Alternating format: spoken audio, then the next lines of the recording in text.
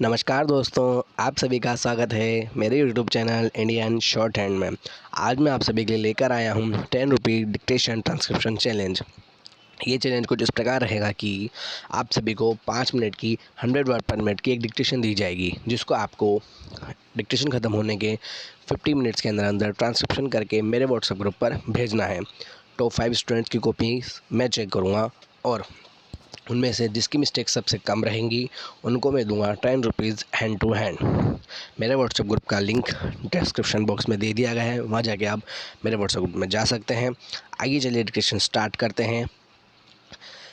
पहली बात, आज इस चैलेंज का पहला दिन है, इसीलिए 5 मिनट की डिक्टेशन रखी है, स्पीड भी 100 वर्ड पर मिनट रखी है और उसका ट्रांसक्रिप्शन करने के लिए भी 50 मिनट का समय दिया है, जो आप सभी को पता ही होगा बहुत ज़्यादा है 5 मिनट के लिए।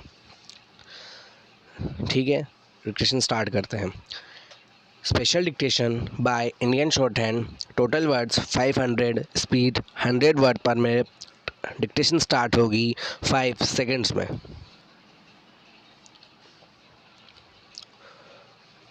Dictation start. विचार सूक्ष्म स्तर का कर्म है, कार्य का मूल रूप विचार है। समय की तरह विचार प्रवाह को भी सत्य प्रयोजनों में निरत रखा जाना चाहिए।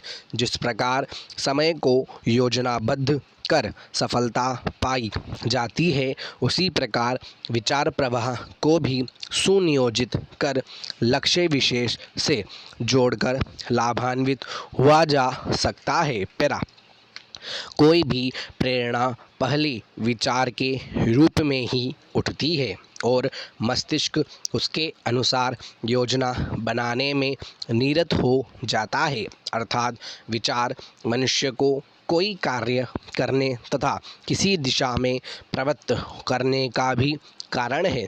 मनुष्य विचार करने में स्वतंत्र है, भले ही वैसी क्रिया की उसे स्वतंत्रता न हो। इसलिए विचार जब आकांक्षा का रूप धारण कर लेते हैं तो व्यक्ति उस आकांक्षा को पूरा करने के अवसर की ताक में रहता है। अपराध, कर्म या अवांछनीय कार्यों के जनक अपराधी और अवांछनीय विचार ही हैं।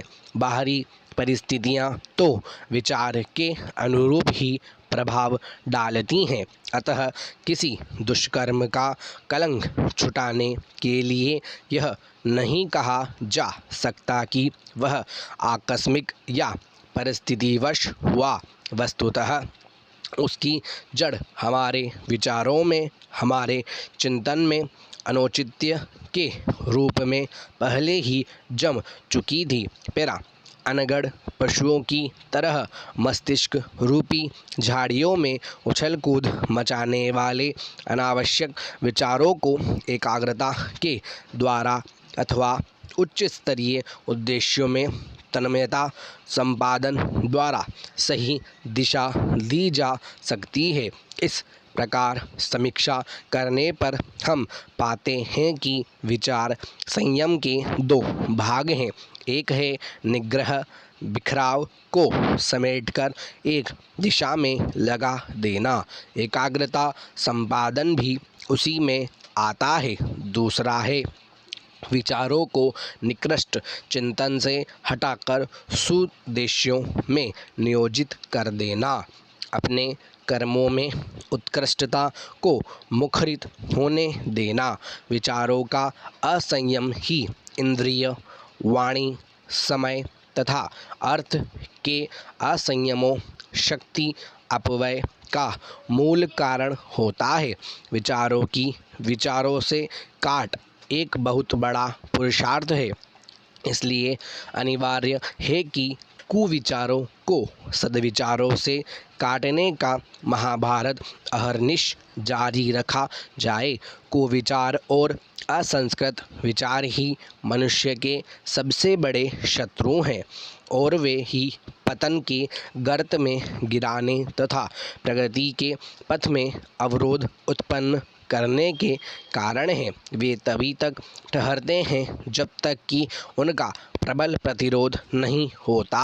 श्रेष्ठ विचारों को चिंतन क्षेत्र में स्थान मिले और उन्हें कार्यान्वित होने के अवसर मिलते रहें तो कोई कारण नहीं कि वे हमारे गुण कर्म स्वभाव में सम्मिलित न हो जाएं और उज्ज्वल भविष्य के निर्माण में महत्वपूर्ण भूमिका प्रस्तुत न करें।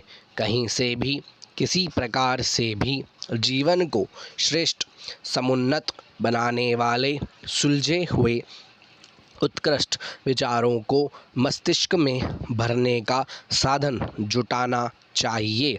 स्वाध्याय से, सत्संग से, मनन से, चिंतन से जैसे भी बन पड़े वैसे यह प्रयत्न करना चाहिए कि हमारा मस्तिष्क उच्च विचारधारा में निमग्न रहे।